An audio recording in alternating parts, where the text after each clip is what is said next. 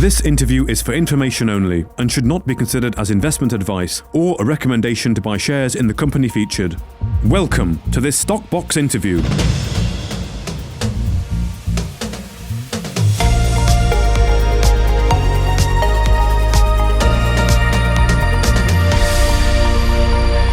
Joining us today is Mark Sale, the CEO of First Class Metals. Thank you very much for joining us again. Mark, how are you doing? Thank you, Mark. I'm good, yeah. Good. Feeling quite enthusiastic about things, if I'm honest.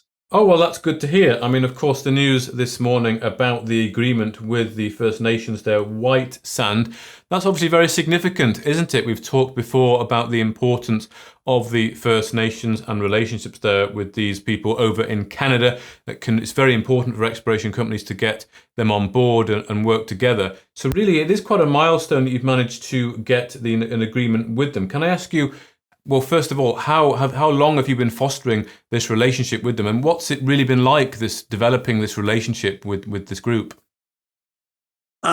It's been ongoing for a while, not a long time, not as long as some of the talks I've had with the Hemlo area First Nations, for example.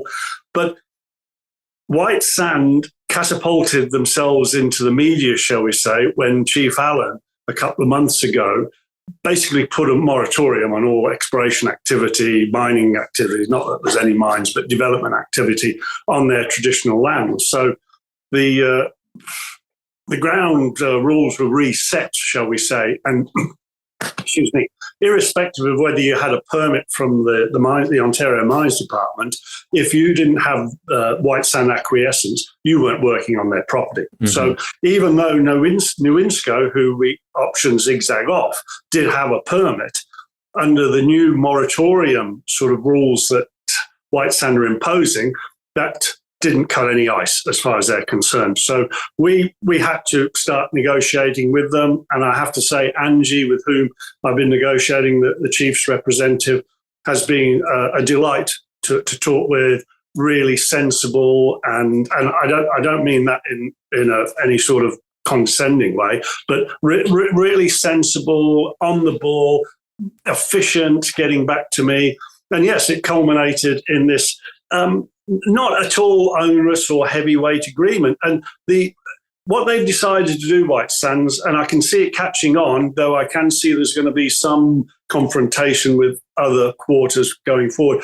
What they've decided to do is they've now got 3 stages of agreement. They've got the MOU, which allows general prospecting, shall we say. In other words, you come and talk to us that you want to enter our traditional lands, we'll hear what you want to do, and we'll say, yeah, okay, go for it under these conditions. That's the MOU. That's what we have.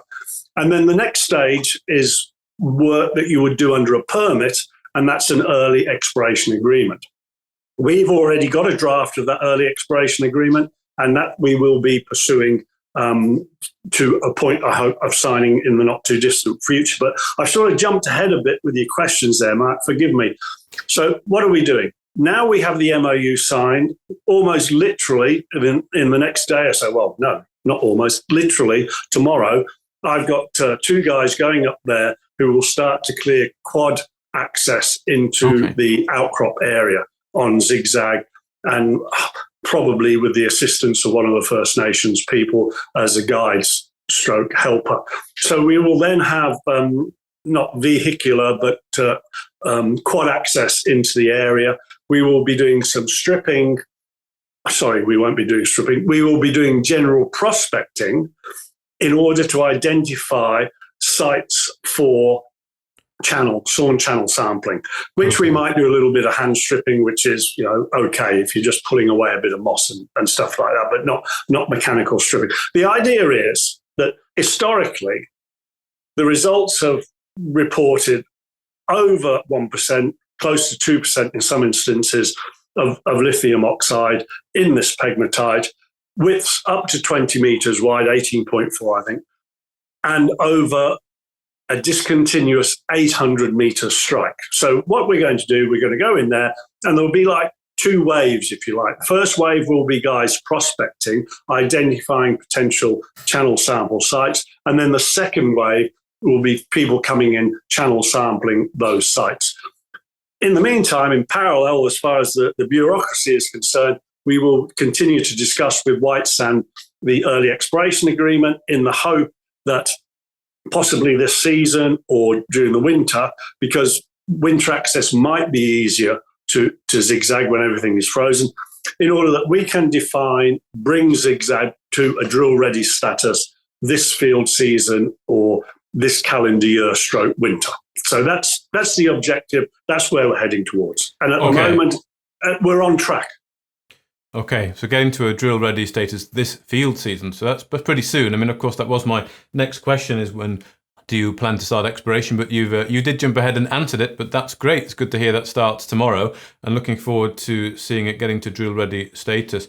So you're hoping, I know you were out not so long ago, and you're going out again. Could you give some idea of what you did when you were out, and again, what you're going to do, what the point of the next visit is? Yeah, it was a pretty intense trip when I was out there, Mark.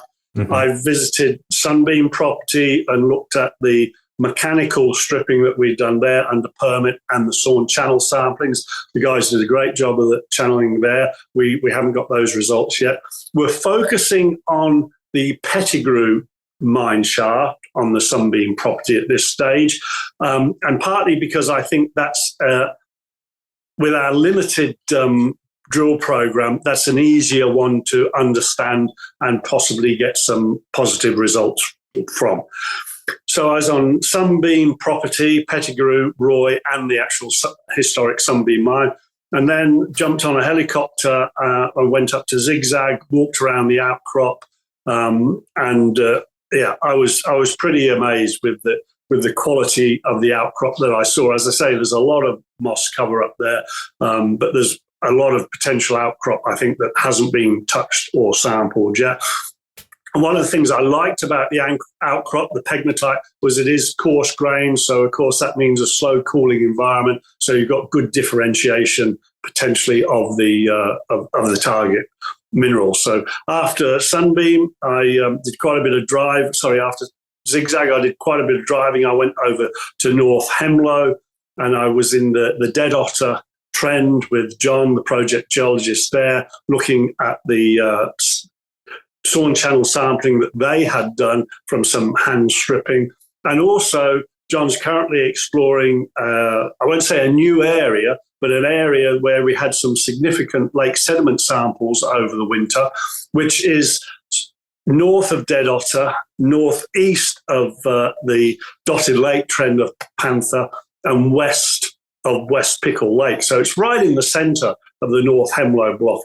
And we haven't got results back yet, but in new parlance, it's visually encouraging, shall I say. So yes, we're opening up a new frontier, if you like, of exploration in the North Hemlow area, this central area, whilst we're waiting for the assays to come back on the Dead Otter trend. And I'll be going back out there, as I say, in less than 2 weeks. And probably it will be pretty much a rerun of all that without the helicopter. I'm hoping that I'll be able to drive within quad distance of the Zigzag outcrop. So stand by for some good footage of yourself, that's me, on a quad again. Okay, well, we look forward to that, Mark. Thank you very much for bringing us that update, and we look forward to seeing more from the Zigzag project, hopefully when you go out in the next couple of weeks. Zigzag. Thanks a lot, Mark. Take care. Thank you, Mark. If you enjoyed this interview, then give us a thumbs up, a like, or a retweet. Subscribe to us on YouTube or follow us on Twitter, and hit that notification bell to be the first to know when we release new content. There's loads of great content on our website too, across all our programs at stockboxmedia.com. Thank you for watching.